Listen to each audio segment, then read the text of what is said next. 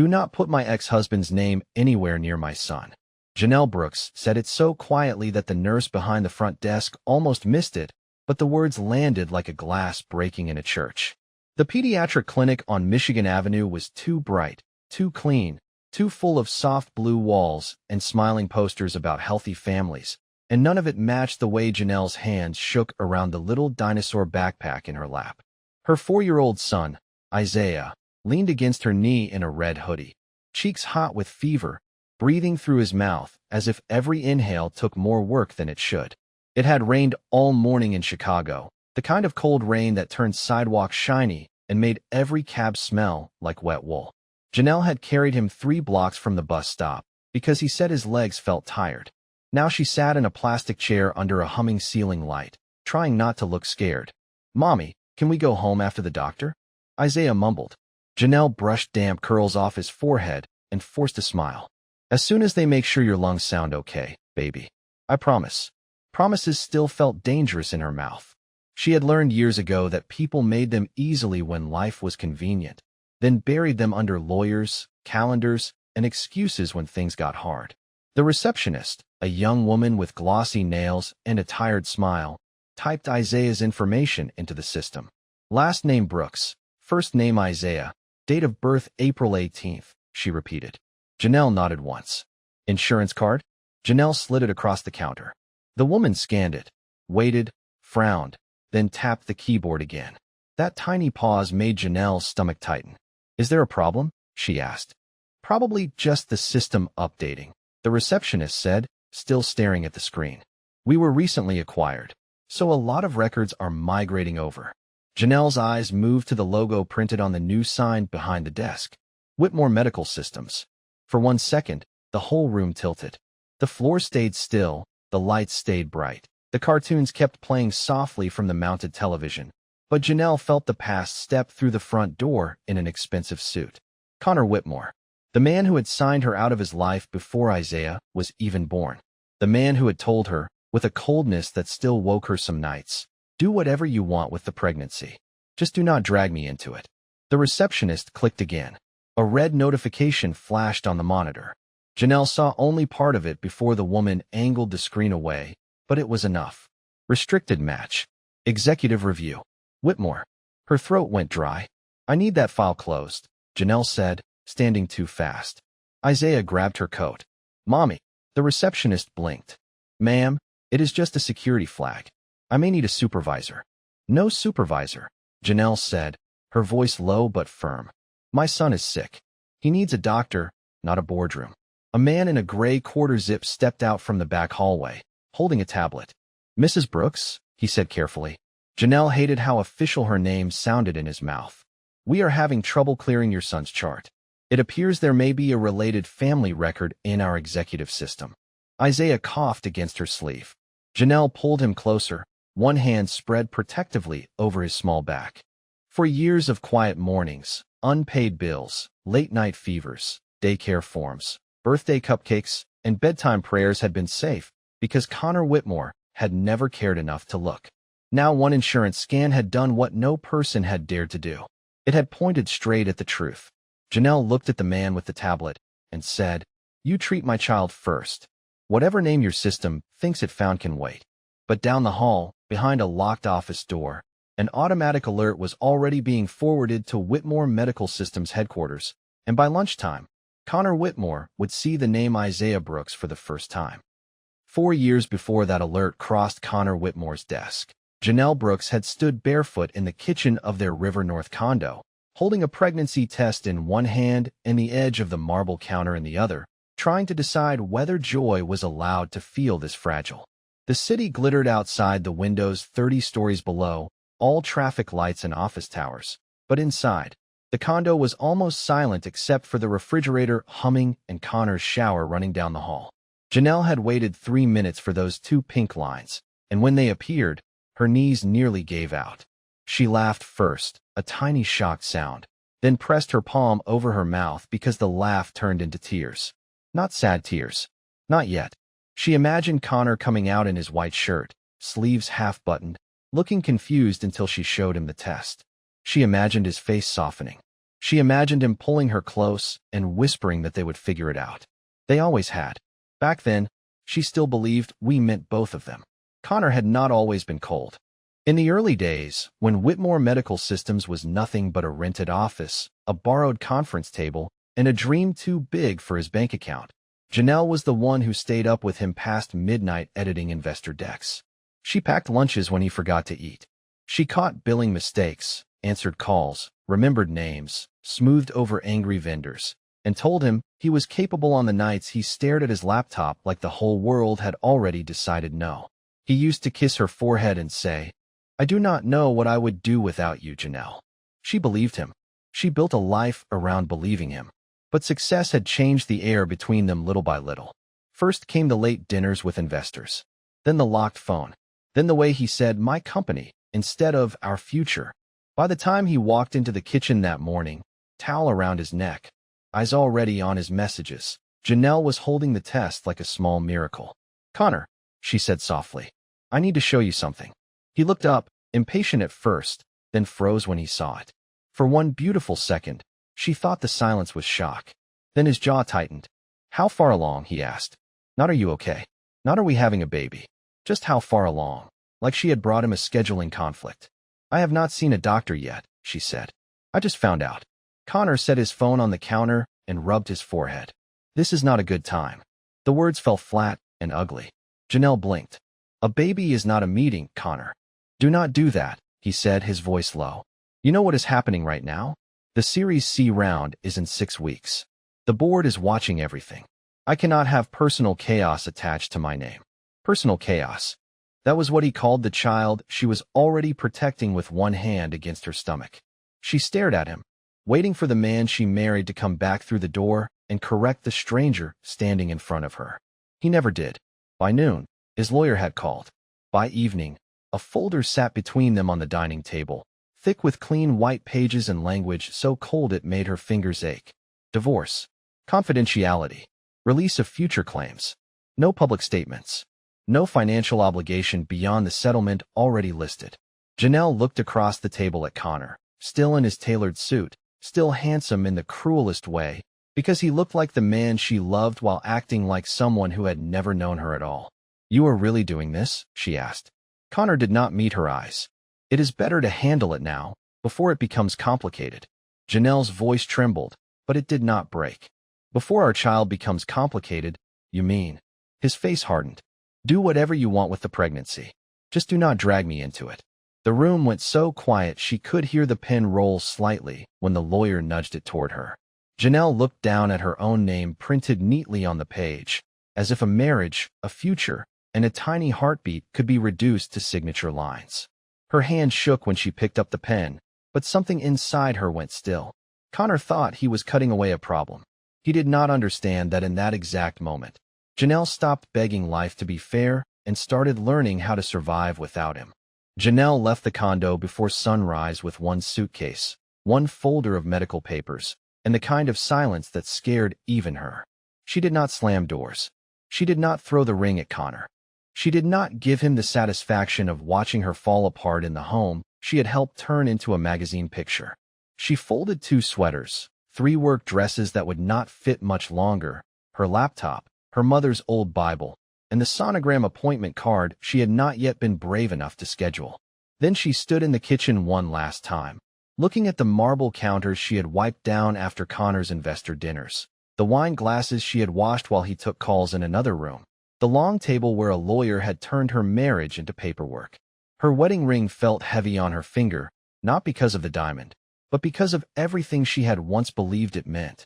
She slipped it off and placed it beside Connor's espresso machine, right where he would see it before his morning coffee. For a second, her hand hovered over it. Then she picked up her suitcase and walked out. Downstairs, the doorman looked surprised. "Mrs. Whitmore, do you need a car?" Janelle almost corrected him, then swallowed the words. "No, thank you, Marcus. I am okay." It was a lie, but it was the only one she could afford. She took the train south with her suitcase pressed between her knees, one hand resting over her stomach beneath her coat. Every bump in the tracks made her grip tighten. Around her, people scrolled through phones, drank coffee, argued softly, lived ordinary lives. Nobody knew the woman sitting by the window had just been erased by a man who used to call her his piece. By noon, she was standing in front of a narrow brick building above a laundromat on a quiet block in Southside Chicago. The apartment smelled like lemon cleaner and old radiator heat. The bedroom was small. The kitchen had one cracked tile near the sink, and every few minutes the floor vibrated from the machines downstairs. The landlord, Mrs. Alvarez, handed her the keys and looked at the suitcase. "Just you." Janelle touched her stomach. "For now," Mrs. Alvarez noticed, but she did not pry. She only softened and said, "Second floor gets cold at night. I will bring you an extra space heater." That small kindness nearly broke Janelle harder than Connor's cruelty. In the weeks that followed, life became a list of things she had to survive. Morning sickness before work calls. Prenatal vitamins lined up beside overdue bills. Bus rides to clinic appointments where the chairs were hard and the waiting room television was always too loud. She worked remotely for a community health office, answering patient intake emails with a calm voice while her own life felt held together with tape. Sometimes, late at night, she opened the folder from Connor's lawyer and read every page again, not because she enjoyed the pain, but because memory could soften cruel people if you let it. She saved the emails. She printed the messages. She wrote down dates, times, exact words. When Connor's attorney sent one final note saying Mr. Whitmore wished for no future involvement, Janelle stared at that sentence for a long time before placing it in a plastic sleeve. "You wanted no involvement," she whispered to the empty kitchen. "Then you will not get to come back later and call yourself a father when it helps your image." At her first ultrasound, she went alone. The technician dimmed the lights, moved the wand gently, and smiled at the screen. "There is the heartbeat." Janelle turned her face away fast, but the tears came anyway. Not loud, not helpless, just steady. A tiny sound filled the room, quick and stubborn, like a little drum refusing to stop. That was the moment she stopped thinking of the baby as the life Connor rejected and started thinking of him as the reason she would never beg again. Months later, when the nurse placed Isaiah against her chest, small and warm and furious at the world, Janelle kissed his forehead and gave him her last name. Brooks, not Whitmore. Because the man who had walked away from the heartbeat did not get to own the name of the child who survived it. Connor Whitmore saw the alert while standing at the head of a glass conference table on the 52nd floor, explaining to a room full of investors why his company was the safest bet in American health technology. Behind him, Lake Michigan looked silver under the afternoon sun, and below, Chicago moved like it belonged to men who knew how to control things. Connor had built his life on that belief. Control the message. Control the money. Control the people close enough to become liabilities. He wore a Navy suit tailored so well it made him look calm even when he was tired, and his voice carried that polished confidence reporters loved.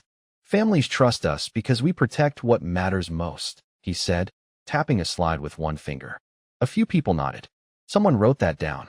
His phone buzzed beside his laptop, face down, once, then again. Connor ignored it at first. Important men did not check phones in the middle of billion-dollar conversations. At least, that was the image he had spent years perfecting. He continued talking about the merger, patient data security, pediatric networks, long-term growth. Then his chief compliance officer, Rachel Mead, stepped into the room through the side door. She did not interrupt out loud. She only placed a sealed folder near his hand and whispered, "You need to see this before legal does." Connor hated whispers in boardrooms. They made powerful people look unprepared. He kept his smile in place until the slide changed, then opened the folder halfway. The first page showed a routine security flag from a pediatric clinic on Michigan Avenue. A minor child. Restricted chart. Possible executive relation. Connor was ready to dismiss it until his eyes caught the name printed 3 lines down. Isaiah Brooks. Born April 18th, 4 years earlier. Mother, Janelle Brooks. The room did not spin. Nothing so dramatic happened. The lights stayed bright. The investors kept breathing. The coffee remained untouched in white porcelain cups. But inside Connor, something old and buried lifted its head. Janelle. He had not said her name in years. He had trained himself not to. In his version of the story, their marriage ended cleanly. Sad, maybe. Unfortunate. A personal chapter closed before it damaged the company. He had told himself she wanted a different life. He had told himself the settlement was generous. He had told himself silence meant acceptance. But the date on that page did not care about the story he preferred. April 18th. 4 years old. His fingers tightened around the paper until the edge bent. Rachel watched him carefully. "There is more," she said under her breath. Connor looked up sharply. "Not here." His voice came out colder than he intended. Across the table, one investor asked, "Everything all right?" Connor closed the folder and gave the room a practiced smile. "A clinic migration issue. Nothing material." But it was material. It was the most material thing that had entered his life in 4 years. He finished the meeting by memory, answering questions, shaking hands, promising stability, all while a little boy's name pressed against his ribs like a secret trying to break through. As soon as the last investor left, Connor shut the conference room door. "Tell me exactly what triggered this." Rachel opened her tablet. "The child came in this morning with respiratory symptoms. Insurance scan matched archived data tied to your former spouse. There is also a restricted genetic marker protocol in the legacy system. It flagged because of executive family risk." Connor stared at her. "Are you saying he could be mine?" Rachel hesitated just long enough to make the silence cruel. "I am saying the system thinks the question needs to be asked." Connor turned toward the window, but for once the skyline did not make him feel powerful. It made him feel high up and trapped. He remembered Janelle in the kitchen, one hand over her stomach, looking at him like she was waiting for him to become decent. He remembered saying the words, then walking away from them as if words did not leave stains. For years, he believed the past was a file he had closed. Now a 4-year-old boy with Janelle's last name had reopened it without even knowing his father's name. Connor arrived at the clinic 27 minutes after the meeting ended, not in the company car with the driver who knew how to keep quiet, but alone, behind the wheel of his black Range Rover, gripping the steering wheel so tightly his hands ached. He told himself he was going there for clarity. He told himself any responsible executive would check a sensitive security flag in person. He told himself anything except the truth, which was that Janelle Brooks had returned to his life through a child's medical chart, and he was terrified of what he might see. The pediatric floor smelled faintly of hand sanitizer, apple juice, and raincoats drying on chair backs. Parents sat hunched over clipboards, toddlers dragged sneakers across the tile, and somewhere down the hall a little girl cried because she did not want a throat swab. Connor stopped near the nurse's station, suddenly aware that his expensive coat, polished shoes, and tense face did not belong among diaper bags and cartoon stickers. A nurse recognized him immediately. "Mr. Whitmore," she said, startled. "I can get the clinic director." "No," Connor said quickly. "Where is Janelle Brooks?" The nurse hesitated, and that hesitation told him Janelle had already drawn a line around herself and her son. Before the nurse could answer, Connor saw her. Janelle sat at the far end of the hallway beneath a framed poster about childhood asthma, holding a small blue inhaler in one hand and Isaiah's dinosaur backpack in the other. Her hair was pulled back, her coat still damp at the shoulders, and she looked exhausted in the way only parents in waiting rooms look exhausted, like sleep had become something they remembered from another lifetime. But she was not broken. That hit him first. Not the child. Not the secret. Her. She was still, watchful, steady. The woman he had once dismissed as emotional had become someone whose silence had weight. Then the exam room door opened, and a little boy stepped out holding a nurse's hand. Isaiah Brooks was smaller than Connor expected, and somehow larger than anything Connor had ever faced. 4 years old, red hoodie, untied sneaker, dark curls flattened on one side from lying down. He had Janelle's warm brown skin and Connor's gray eyes. Not similar. Not maybe. His eyes. His exact eyes, looking up at the nurse with a serious little frown Connor remembered seeing in mirrors since childhood. "Mommy," Isaiah said, running toward Janelle. "The doctor said my chest sounds better." Janelle dropped to one knee and opened her arms. "That is good, baby. You were very brave." Isaiah leaned into her, then noticed Connor over her shoulder. Who was that man? The question cut through Connor so cleanly he could not speak. Janelle stood slowly and moved Isaiah behind her with one gentle hand. Her face changed when she saw Connor, not into fear, not into surprise, but into the calm of a woman who had imagined this moment so many times that the real thing no longer had the power to knock her down. "You should not be here," she said. Connor's mouth felt dry. "Janelle." Her name came out softer than he meant it to. "Is he mine?" A nearby copier hummed. Someone laughed from another room. Isaiah tugged at his mother's coat, confused. Janelle looked at Connor for a long second, and he saw the kitchen from 4 years ago reflected in her eyes. The pregnancy test, the folder, the pen, the sentence he had thrown at her and walked away from. When she answered, her voice was low enough that only he could hear. You gave up the right to ask that question 4 years ago. Connor flinched as if the words had reached inside him and found the one place his money could not protect. I did not know, he said. Janelle's expression did not soften. No, Connor. You chose not to know. Isaiah pressed closer to her side, and she rested a hand over his shoulder, protective without being dramatic. My son came here because he was sick.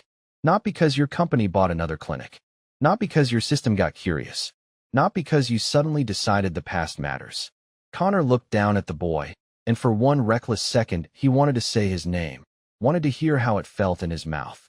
But Isaiah only stared back at him like Connor was a stranger blocking the hallway, because that was all he was. A stranger in a good coat, arriving 4 years late. Connor did not leave the clinic because he accepted Janelle's boundary. He left because Isaiah started coughing again, and for the first time in years, Connor saw a problem he could not solve by standing taller than everyone else in the room. By 4 that afternoon, Janelle was back in her apartment above the laundromat, sitting at the kitchen table while Isaiah slept on the couch under a Spider-Man blanket. The rain had stopped, but the windows were still fogged at the edges, and the dryers downstairs made the floor hum softly beneath her feet. She had just placed Isaiah's inhaler beside his water cup when her phone buzzed. Unknown number. Then another call.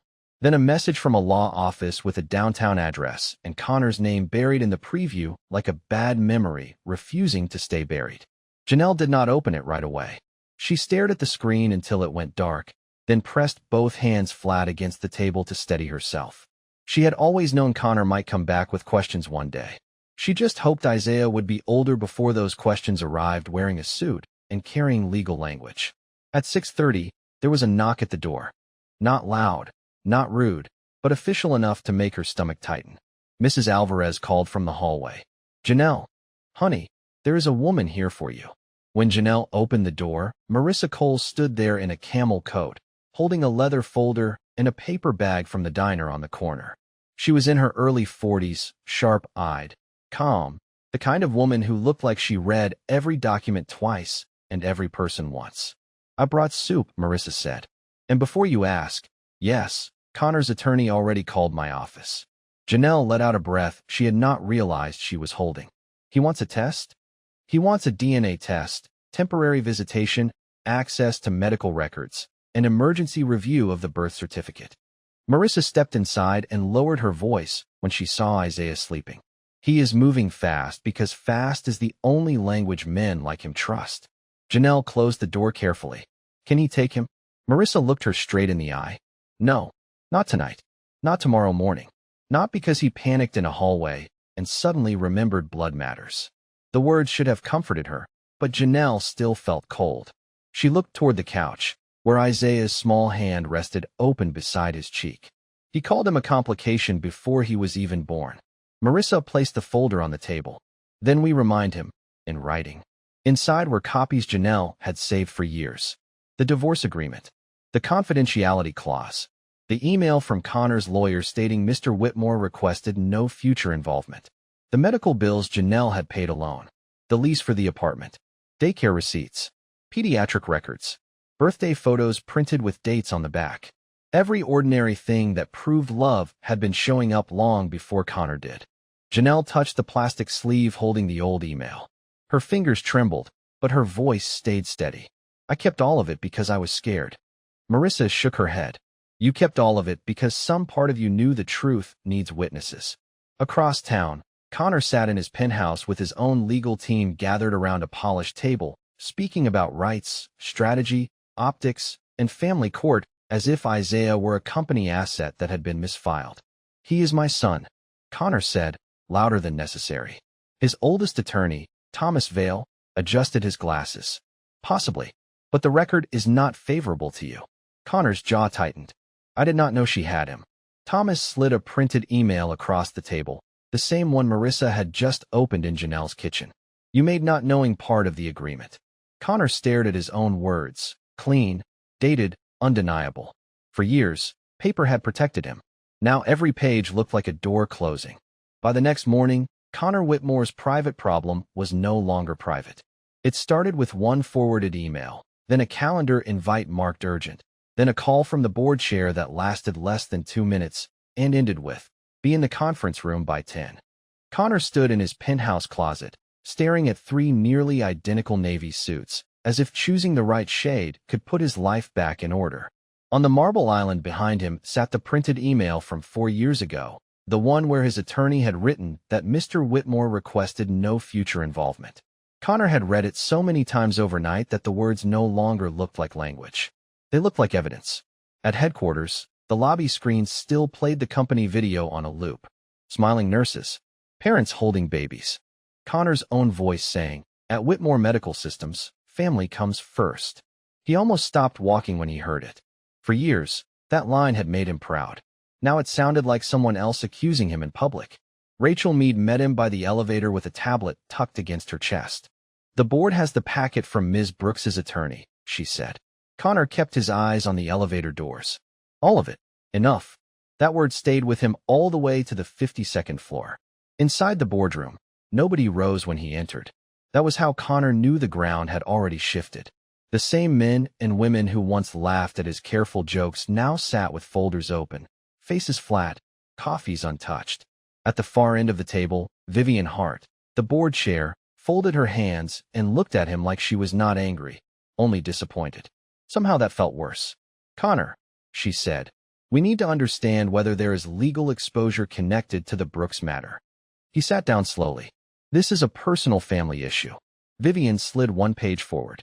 "A personal issue that involves a child treated inside our acquired pediatric network, a restricted executive flag, a former spouse, and a paper trail that directly conflicts with the public values this company sells to hospitals across the country." Connor glanced at the page. Janelle's name, Isaiah's date of birth, the divorce date, the email, his signature. Everything was neat, organized, quiet. That was what made it unbearable. There were no insults in Marissa Cole's packet, no dramatic claims, no emotional pleading, just facts placed in order, the kind of facts Connor had once trusted more than people. "She never told me," Connor said. His voice sounded thinner than he expected. A board member named Alan Pierce leaned back in his chair. "The documents suggest you instructed her not to involve you." "I was under pressure," Connor said. The company was in a fragile position. The marriage was already falling apart. Rachel looked down at her tablet. Vivian did not blink. "Pressure does not explain abandoning a pregnant spouse and later presenting yourself as a leader in family health care." The words landed with a quiet force. Connor felt heat rise under his collar. "I did not abandon a child I did not know existed." Vivian opened another page. "You chose not to know whether the child existed. That distinction may matter to your conscience, but I am not sure it matters to the public." Across town, Janelle sat in Marissa's office with Isaiah coloring beside her on the rug, unaware that powerful adults were saying his name inside a room he would never remember. Marissa read a message on her phone, then looked up.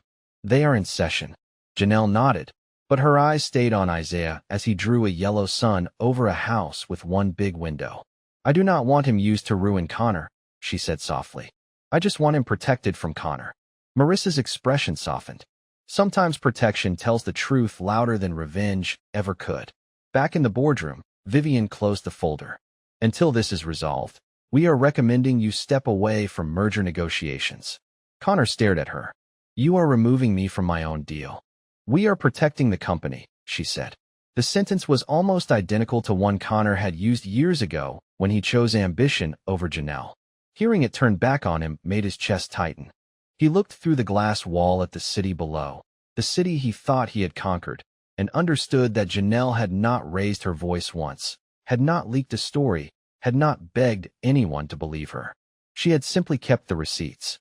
And now the empire he built on clean narratives was being cracked open by the truth he once signed away. Connor spent the rest of the day in rooms that no longer wanted him. First the boardroom, then his office, then the back seat of a car he did not remember calling. Everywhere he went, people lowered their voices. Assistants stopped typing when he passed. His phone kept lighting up with messages from attorneys, investors, and public relations consultants, but none of them said the one thing he needed to hear, that there was still a way to make the last 4 years less true.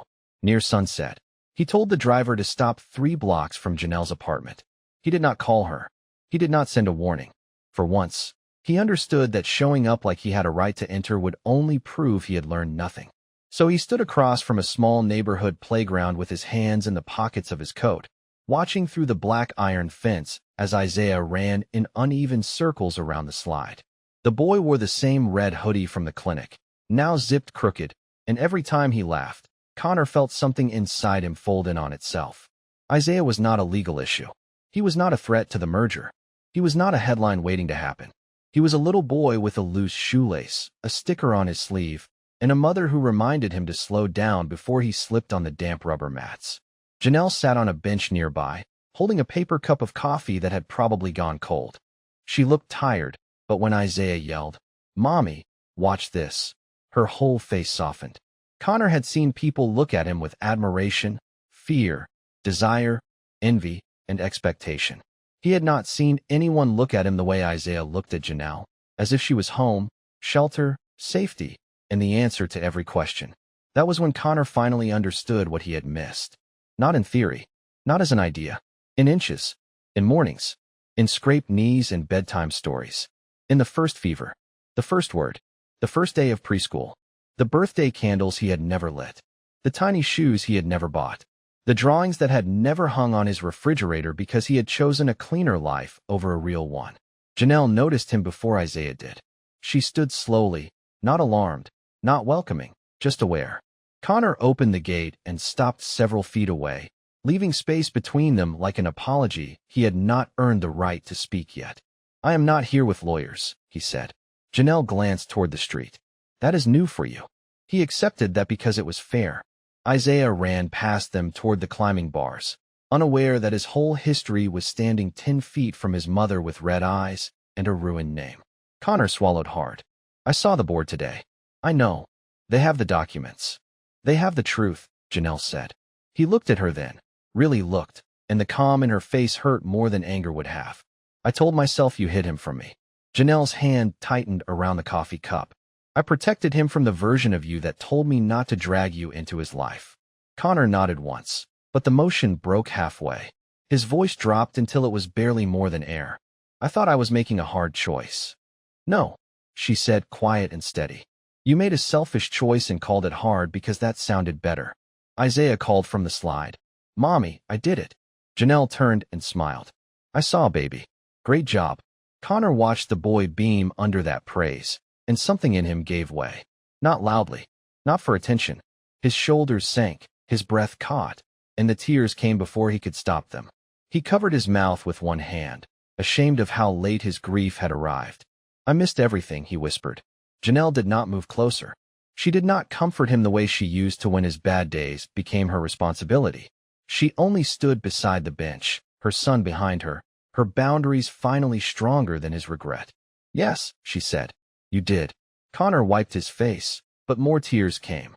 "Does he know anything about me?" Janelle looked at Isaiah, then back at Connor. "He knows he is loved."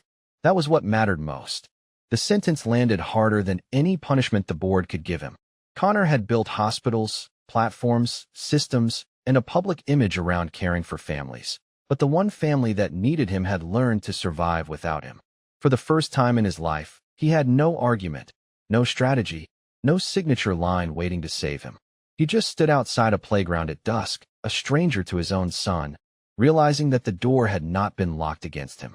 He had closed it himself. The legal agreement was signed on a gray Monday morning in a family court building that smelled like old paper, vending machine coffee, and rain tracked in from the sidewalk.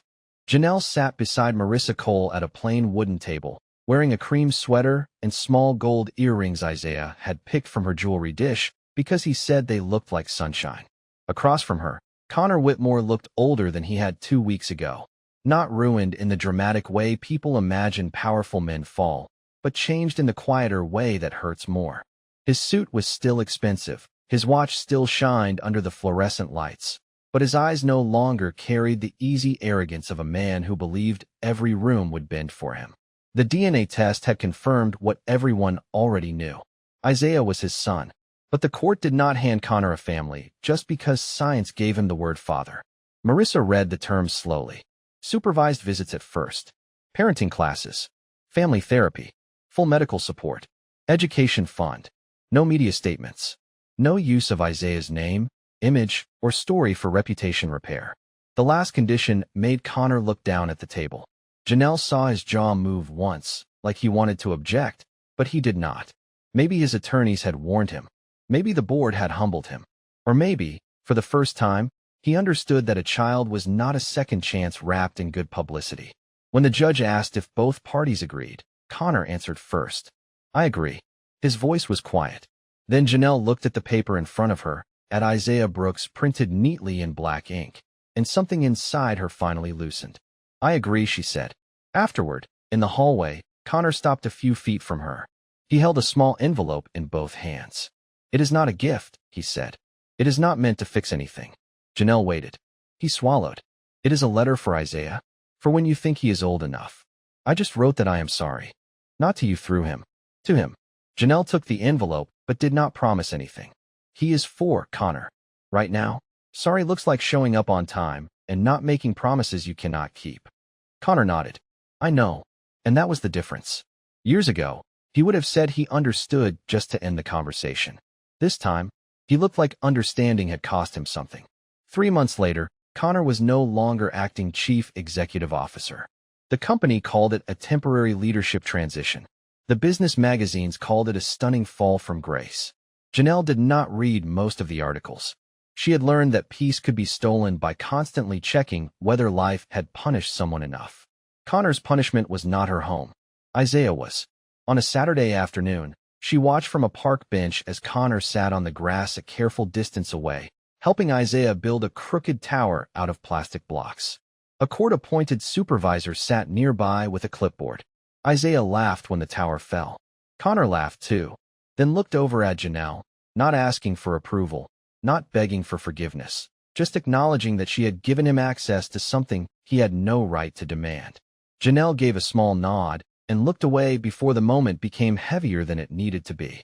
That night, back in the apartment above the laundromat, Isaiah fell asleep on the couch with one sock missing and a blue crayon still in his hand. On the kitchen table lay the signed court papers, the inhaler from the clinic, the old email from Connor's lawyer, and a new drawing Isaiah had made at preschool. It showed 2 people under a yellow sun. One was small. One had big curly hair and a purple dress. Above them, in shaky letters, he had written Mommy and Me. Janelle touched the paper with her fingertips and smiled, tired but free. She did not get the life she once prayed for in that glass condo high above the city. She got a smaller kitchen, harder mornings, bills that sometimes scared her, and a little boy who reached for her in his sleep because he knew exactly where safety lived. And maybe that was the lesson betrayal never sees coming. The person who leaves you at your weakest may think they have decided your worth, but they have only revealed their own. Some women do not rise by becoming cruel. Some rise by becoming clear.